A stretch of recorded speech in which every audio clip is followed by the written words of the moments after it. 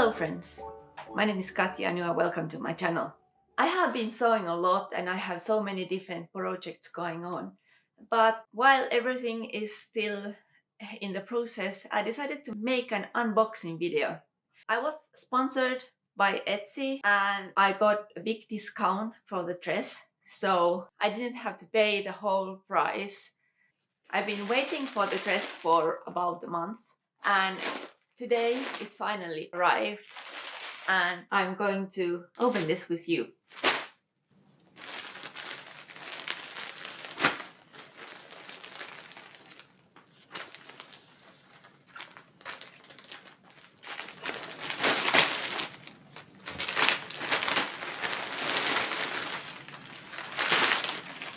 So this dress is from Atelier Seraspina from Spain.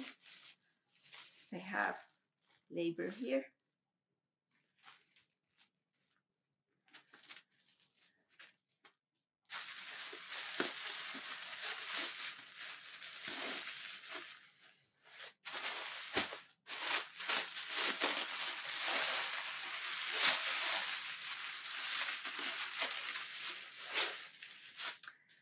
So here, oh, there is another ribbon.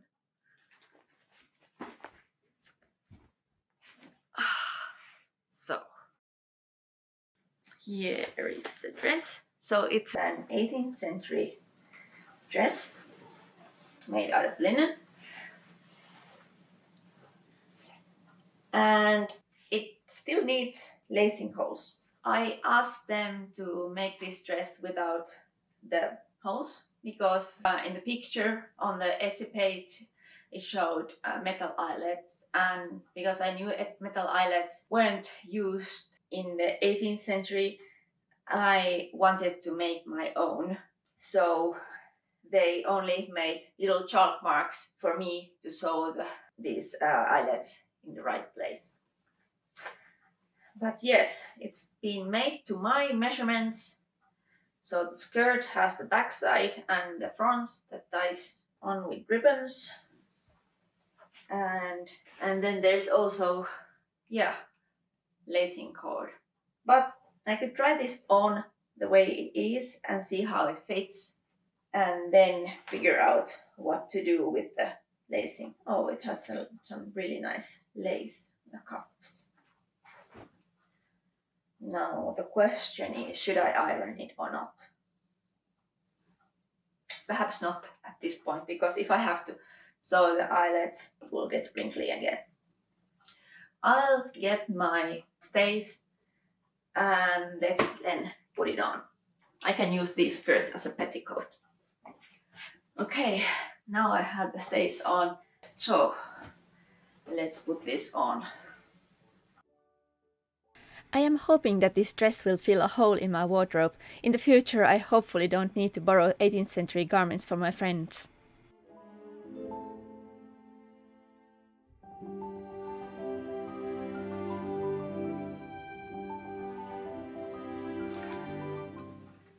Okay, this seems like a good size. And now, how I am supposed to do? I think these are supposed to go like so.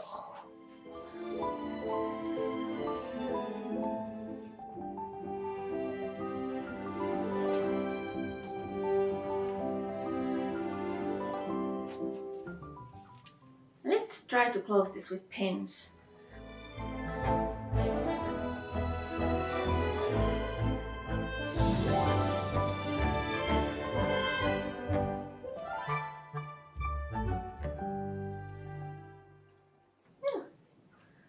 Like so.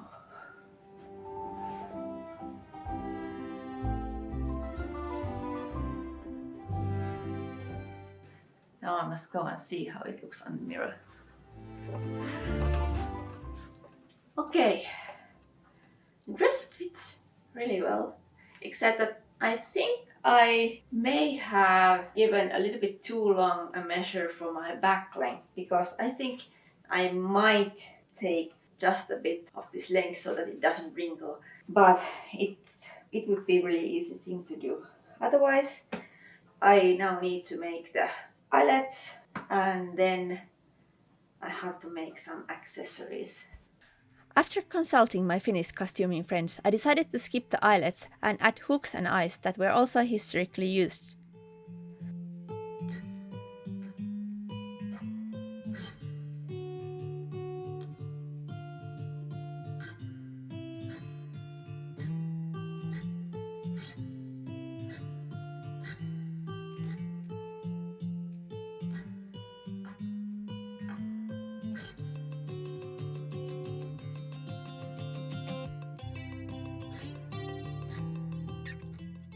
Then I made a bum roll. I didn't use any pattern, I just drew this half moon shape onto my cotton fabric and cut it out. The fabric here is doubled and folded so that I'm getting two identical pieces.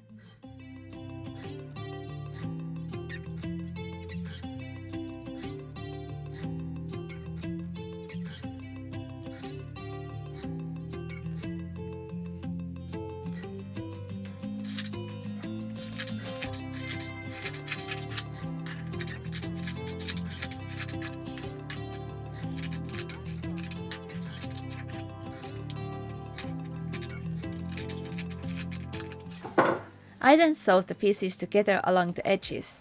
I notched the inner edge to make it curve smoothly.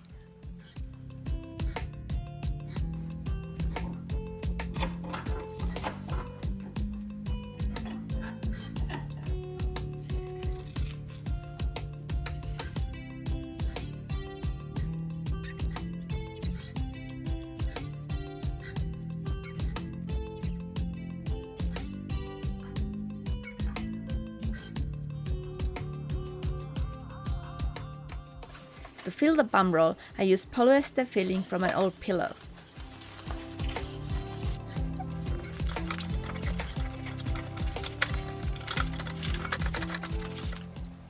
I sewed the opening shut by hand,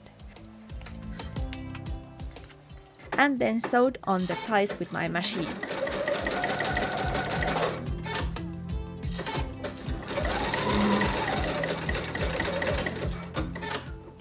The bum roll was quite thick, so I flattened it a bit by stitching over it. I tried to use my machine, but after breaking a few needles, I realized that I had to do this by hand.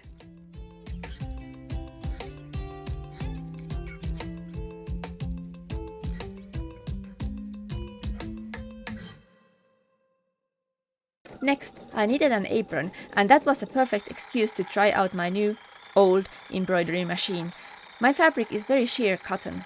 I backed the fabric with water-soluble interfacing and then embroidered this nice floral edging on it. This I had to do in several parts, aligning each section carefully.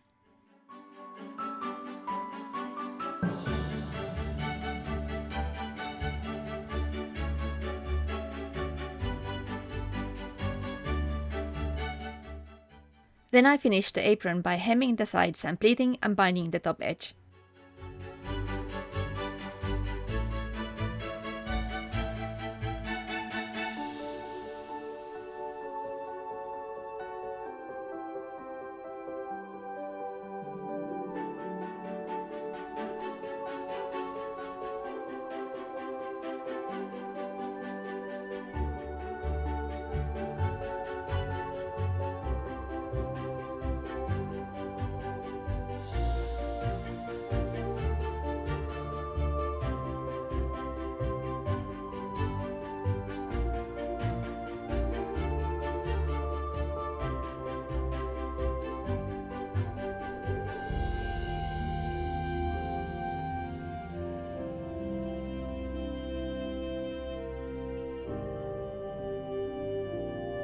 Then finally I made a cap using the pattern from Burnley and Trowbridge.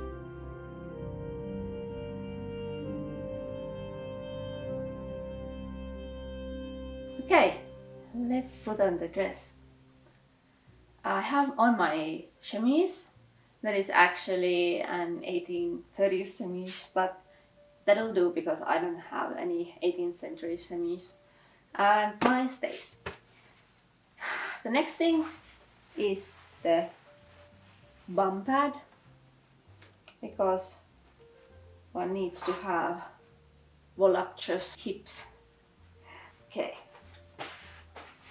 now the petticoat.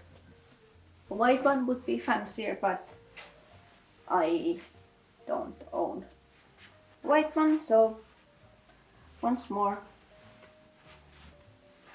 this old thing will do. Okay, then a pocket. I could have a pair of pockets, even bigger pockets, but this is the only pocket I have. I should make a good pair of 18th century pockets at some point. Okay, that's a pocket. And the dress comes next.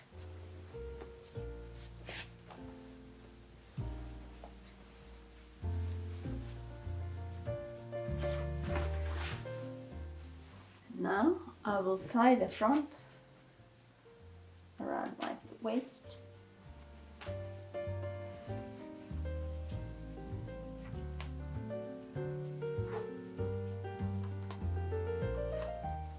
Like so, and hide the ribbons.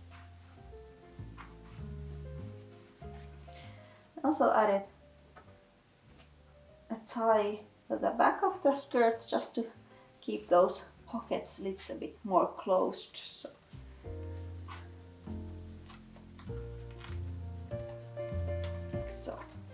then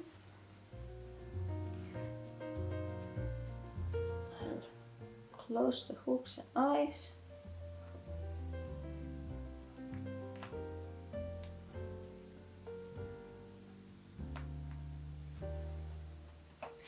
Like so. Let's hide the chemise.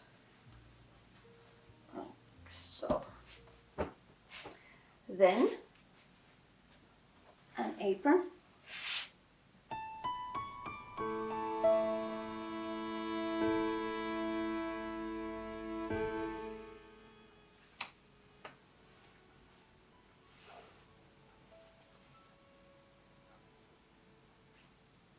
And then a hat or cap. I have several. I have a fancy one with a bit of lace.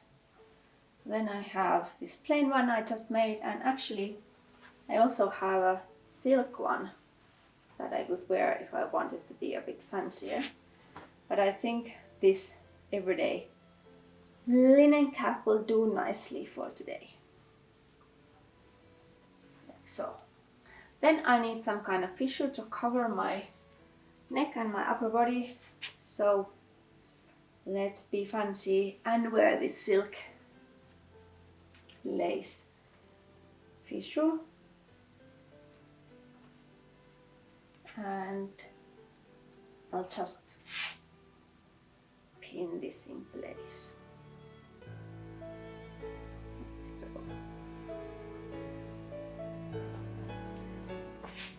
Now I would be ready to start my day indoors. But if I wanted to go outdoors, I could wear a cape like this.